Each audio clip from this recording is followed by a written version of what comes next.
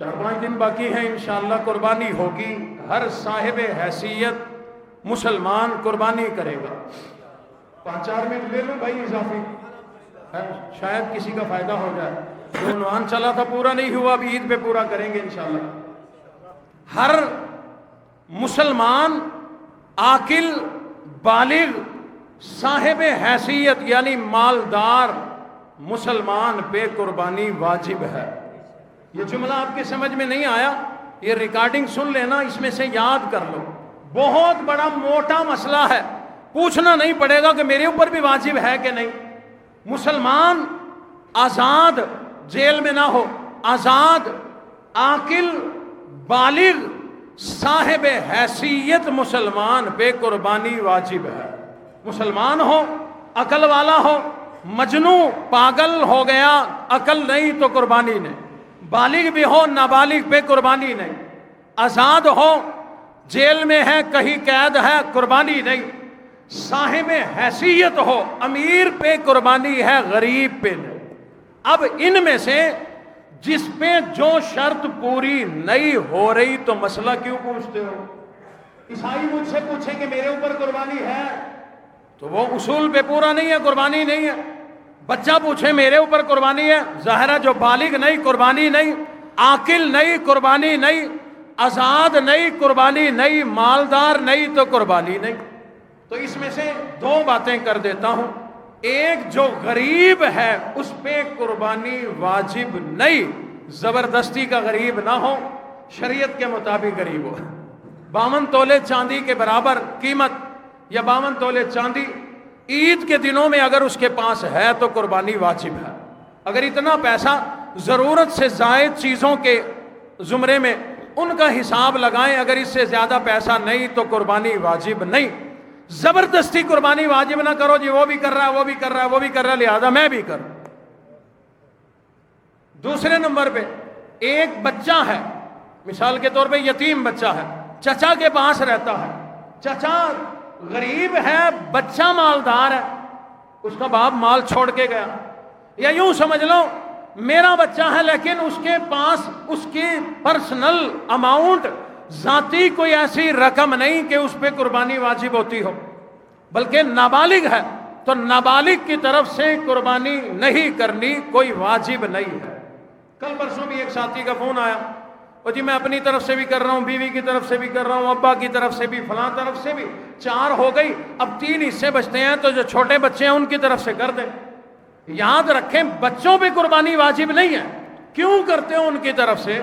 بچوں کو خوش کرنے کے لیے، بچہ ناچتا ہے پھر میری بھی قربانی، بھائی کیوں زبردستی کرتے؟ حصے 4 بندوں پہ واجب ہے، ان کی پوری ہو رہی ہے، 3 حصے بچ گئے، اللہ نے پیسہ دیا ہے، ان 3 میں سے ایک حصہ اپنے نبی کی طرف سے کر دے، ایک حصہ حضرت ابو بکر صدیق کی طرف سے کر دے، ایک حصہ حضرت عمر فاروق کی طرف سے کر دے، اگلے سال عثمان غنی کی طرف سے کر دے، اگلے سال شیر خدا کی طرف سے کر دے، اگلے سال حسنین کریمین کی طرف سے کر دے، اگلے سال اپنے دادا کی طرف سے کر دے، اگلے سال اپنے نانا کی طرف سے کر دے۔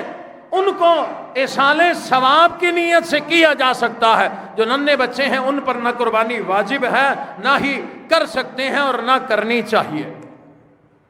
اگلی بات، یہ سب کو پتا ہے بکری سال کی لگتی ہے، بکری دمبا وغیرہ، گائے بھینس وغیرہ 2 سال، اونٹ 5 سال کا ہے، اونٹ 5 سال کا لیکن حصے 7 ہیں۔ ذہن میں آتا ہے جب سال زیادہ ہے حصے بھی 9 ہوں گے، حصے 7 ہیں۔ چھوٹے جانور میں ایک حصہ، گائے بھینس نر مادہ، اونٹ نر مادہ، ان سب میں حصے 7 ہیں، اور حصے مقرر کرنا بھی ضروری ہے اگر کئی لوگوں نے مل کے خریدا۔ اگلی بات، کوئی بڑا عیب نہ ہو جانور میں، بڑا عیب نہ ہو۔ توجہ سے سن لو، صاف ستھرے مسئلے نہیں بتائے گا کوئی، پھنسے رہو گے۔ مولوی کہے گا کان کٹا ہوا ہو، اتنا ہو اتنا ہو، فیتا لے کے ماپتا پھرنا، کان پریشان رہے گا قربانی میں، دل نہیں، جب تیرا خوش ہوگا تو ثواب کیا ملے گا؟ تیرا اپنا پالا ہوا اگر جانور ہے نا، سن رہے ہو میری بات؟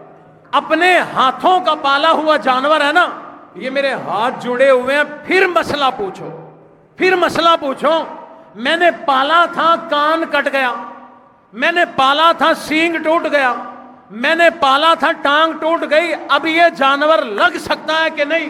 اور منڈی میں کھڑے ہو کے پوچھ رہے ہوتے ہیں کہ کٹا ہوا ہے، بتاتے نہیں، میں ان کے اندر سے نکلواتا ہوں۔ مجھے فون آیا، اتنا کٹا ہوا ہے۔ میں نے کہا تو نے خود پالا جانور؟ کہتا نہیں۔ میں نے کہا تو کھڑا کہاں ہے؟ کہتا منڈی میں۔ میں نے کہا یہ ایک جانور بچا ہوا ہے، باقی سب بک گئے؟ کہتا نہیں اور بھی ہیں۔ میں نے کہا اس کی جان چھوڑ، یہ تجھے سستا مل رہا ہے۔ اور بھائی عقل کام نہیں کرتی، عیب دار چیز سستی نہیں ملے گی تو اور کیا؟ اگر تو نہیں خریدے گا تو کسائی کے پاس جائے گا۔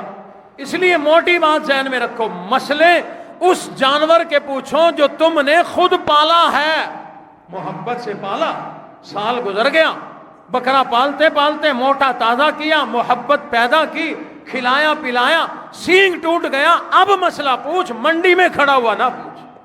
بات سمجھ میں آ گئی بھئی؟ بس سونا صاف ستھرا بے عیب جانور اللہ کے حضور پیش کر دو۔